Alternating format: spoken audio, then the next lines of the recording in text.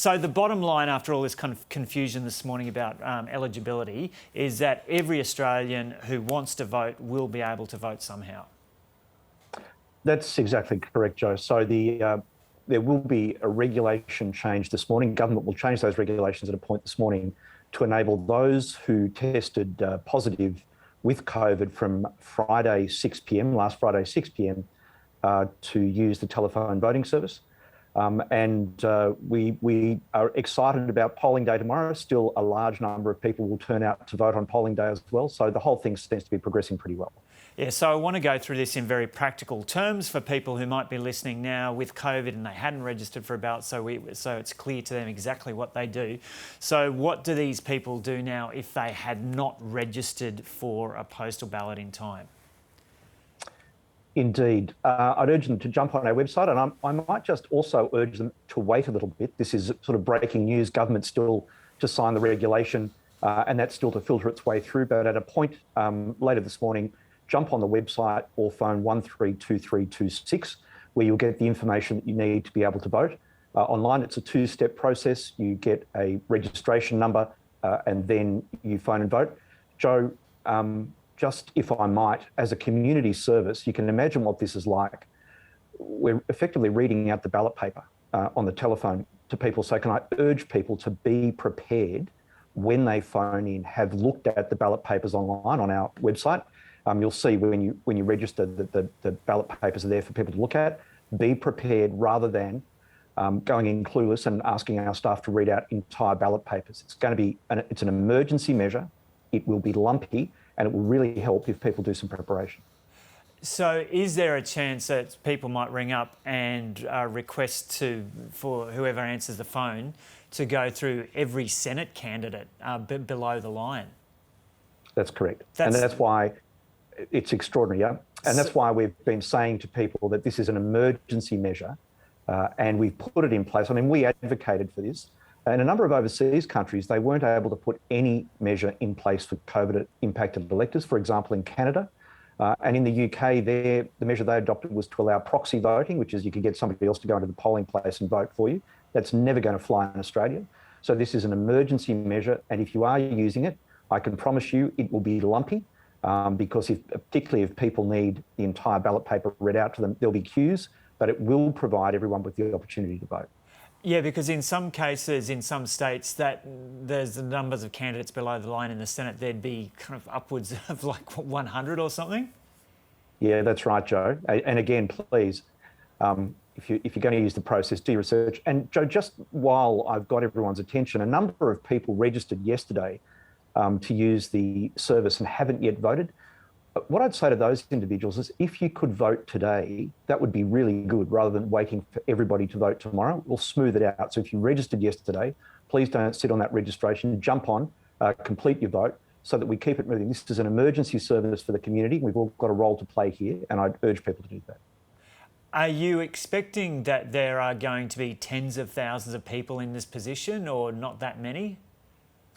Look, voter behaviour is very, very hard to predict, Joe, so we just don't know. We've done modelling, and in fact, the reason we're able to open this up a little bit this morning, or advised government to open this up, I should say, is when I looked at the data very late last night, the usage yesterday wasn't exactly what we had modelled for. It was lower than we'd modelled for, so it indicated there's some spare capacity. Making this change this late in the process is not without risk, but we think it's worthwhile. Particularly given the community sentiment, and that's why we've advised government to make that change, and government have agreed. And so this phone line already exists because people are able to use this already. But are you seeking to get more people working on this phone line now, anticipating a bit more demand? Joe, this is the largest workforce for any election in Australia's history. Our temporary election workforce in all of the polling places already at 105,000 people. It's just extraordinary. This workforce for telephone voting, they are full-time public servants who are either being repurposed or doing this job in addition to their other jobs. And I think at peak, we've got well over 6,000 public servants working for us. And a shout out to all of those organisations, particularly Services Australia that's assisting us with this. We're really grateful. And we're continuing to do our modelling, watching, and move staff onto and off tasks as we need to. And so how many more people, you say around 6,000 on those phone lines, so how many more people have been added to make up to that 6,000? Our modelling shows at the moment that we should be able to cope, particularly if people assist us by doing their preparation when they phone in. As you and I were saying before, Joe, we prefer not to have to read out large numbers of ballot papers. We think we should be able to cope with the numbers. We did modelling late last night, working with our partners, and we're pretty sure that will be fine. But again, there are likely to be queues. It'll be a lumpy service. And I just remind everyone, Joe, that this is an emergency measure. It's not a normal way of voting. We're providing that to make sure that all Australians can have their say. And just one more point on this, just so it's clear for people, because we've been talking about people who were were diagnosed previously and hadn't registered by the Tuesday. Correct, if there are people out there today who've just suddenly got a COVID positive reading, what's the process that they go through so they can vote? Jump on our website, Joe. Jump on the website. All the information is there, or phone 132326. And we'll walk you through that process and explain exactly what needs to occur. Okay, and yeah, and I'll make clear once again that the appeal is, this is a bit of a team effort, I guess, in extraordinary circumstances. If people are going to use that phone service, please make sure you've got a clear idea of who you want to vote for and not be asking these staff to read through hundreds of names. And so, Tom Rogers, we'll move on to some other subjects now. How many pre-poll votes have been cast already and postal votes received, and what proportion of that is that of the eligible population? Yeah, look, pre-poll has been running at a greater rate than the last election, Joe. And I'm just going to glance at my figures so I don't mislead you, but already 4.6 million people have pre-polled, 2.7 or over 2.7 million people have accessed postal voting. So that's 7.35 million in total. If I look at percentage figures at the last event, something like about 40% of Australians voted either pre-poll or by post. This election looks like we'll hit the 50% mark. I think yesterday was the largest single day of pre-poll in Australia's history. We took 743,000 votes just yesterday. I think today is on track to be bigger. So we're certainly, seeing that we appear to be heading towards a voting period rather than a voting day. Now, I point out, though, that's a matter for Parliament, not the AEC. The Act is set up that it's a transparent one-day community event, and you're only able to access those alternative forms of voting if you've got a reason. But it appears the community is speaking loud and clear that they want to access the vote in a range of different ways. And does this have any implications for the speed of the count on election night? Are all those votes counted on election night? Joe, before I make this comment, and I understand this sentiment, I am the CEO of one of the world's last great analogue events when the community has developed digital expectations. And I've even had friends of mine that cast a vote by paper and pencil just before polls close at 6, go home and then text me at 6:05 and say, why isn't the result already known? There is a whole process we've got to go through, but all votes that are cast on Saturday will be counted on Saturday night. And we think we'll get most of those pre-poll votes counted on Saturday night as well. Postal votes, though, need to go back, be received, and we'll start that count, small counts for postal on the Sunday afternoon, and the rest of those will go over the preceding couple of weeks. By law, we have to wait for 13 days after polling day for all postal votes to come back. But I can assure you that our team will be focused on counting every vote they can possibly count all the way through. But the more votes in envelopes there are, the more likely it will be that results will be unclear on the night. And with the postal votes, do you that process of counting them? What percentage of the total vote is the postal vote proportion? Well, Joe, I couldn't do that sum for you other than to let you know that we've got, at the moment, 2.73 million postal votes sitting in envelopes ready to go. A little known fact, Joe, is that the count on Saturday night, it's important for people to understand this, is actually only an indicative count. All votes are actually counted twice. They're then removed from the polling places back to our premises where they're counted again under the supervision of AEC permanent staff, and that's the actual count. So on Saturday night, it's an indicative count. And all of those votes that are in envelopes have to actually go back to their home division to be counted under the law. I know people say, oh, why is the AEC doing that? The law requires us to do that. We looked at the last election, and I think ballot papers moved by 40,000 different routes to return back to their home divisions Right. for us to count them. It's a hugely complex issue. So when you're sitting there on Saturday night at 6:05 saying, why don't we already know the result? That's the reason why. Yeah. Okay, now the Commission has had challenges getting enough staff to run polling booths around the country. Businesses over the past couple of years have had these challenges, and the AEC is no different. Are all polling booths going to be open tomorrow? Or not? I think there are about 7,000 around the country. Yeah, we're doing our very best to make sure that's the case, Joe. It's been hugely challenging the last few weeks in particular. Just, if I might, a couple of examples. I mentioned before, 105,000 people, our largest ever workforce. Just this week alone, we've had between 10 to 15% dropout just in this 1 week. Wow. And that's been the preceding few weeks as well. And we've been plugging gaps. This week, we've met with emergency services from all over Australia, and they've sent out messages to their staff asking them to work for us. We've messaged education departments in the affected states.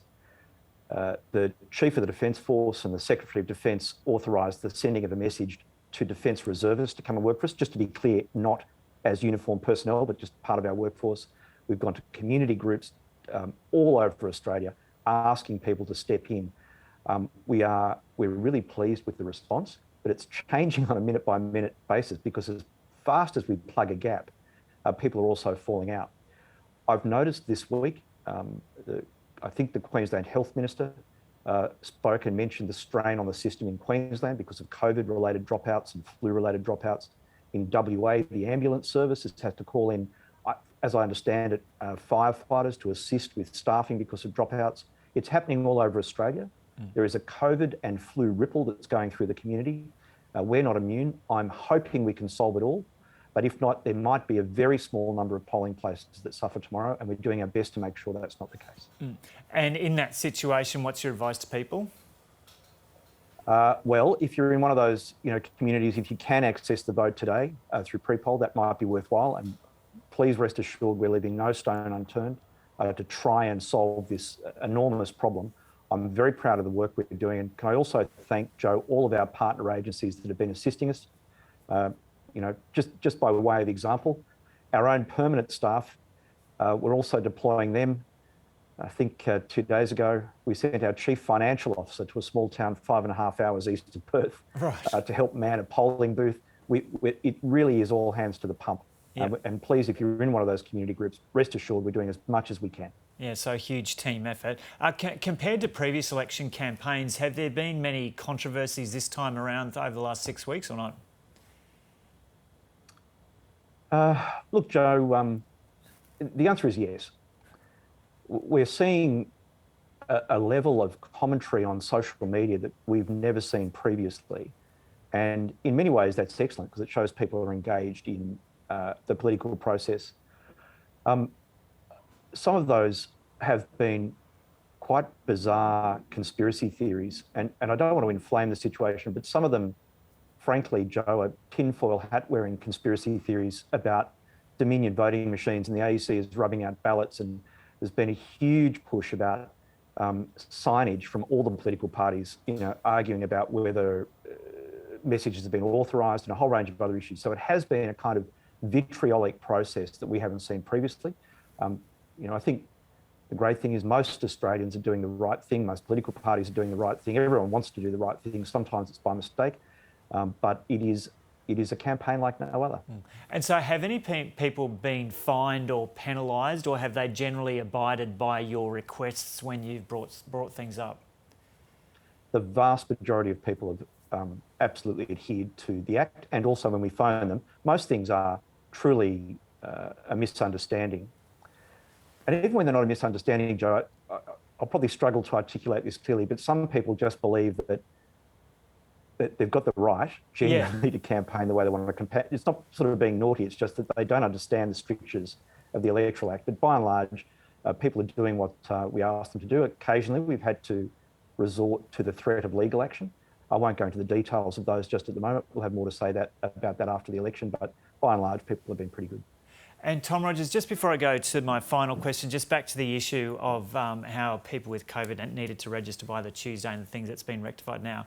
Wasn't it clear, like, why was that rule initiated in the first place? Wasn't it clear that that was going to be a problem? Well, Joe, there's not a quick answer to that. As I mentioned at the start, we were concerned that initially there was no provision for COVID-affected electors to vote, none. And so we were the ones that advocated for this measure as an emergency measure. And because it was an emergency measure, we had to negotiate with a whole range of stakeholders and do modelling with health authorities to work out how many people and what we could cope with. We also did extensive messaging for those individuals who were impacted by COVID. You know, from the Saturday morning, there were messages received from state health authorities to those individuals, messages on our website, a whole range of things to tell them that they had to access the postal vote. And we're very proud of the amount of work that we did and our partners did to message that. So I understand, I've read some of the commentary, people have said, well, I was busy and I didn't read those messages. And, you know, I get that. But at the same time, this is not an endless service, it's an emergency measure and there had to be strictures around it. And this was a piece of legislation passed by Parliament at the urging of the AEC, with all of the negotiation that goes on to pass a piece of legislation. So there's a fairly complex answer there. It's not as simple as people think. Right. Okay, Tom Rogers, thanks so much for talking to us. Good luck with the next 48 hours. And what's your fight? This is a huge team effort, a community effort around Australia to get through this, particularly in the COVID circumstances. What's your appeal now to people handing out how to vote cards tomorrow, voters and political parties? Everyone has a role to play here, Joe, and just two things. First of all, our workforce, 105,000 people out there tomorrow. We say this frequently, but first of all, thank you if you're one of those staff working for us. And secondly, if you're a member of the community, when you go into those polling places, remember there's COVID. There are likely to be queues. Don't take it out on the staff. These are your parents and your grandparents and your siblings. They're just members of the community. And please be patient, be calm and be kind, and enjoy the day. Okay, indeed. Thanks so much for talking to us, Tom Rogers from the Australian Electoral Commission.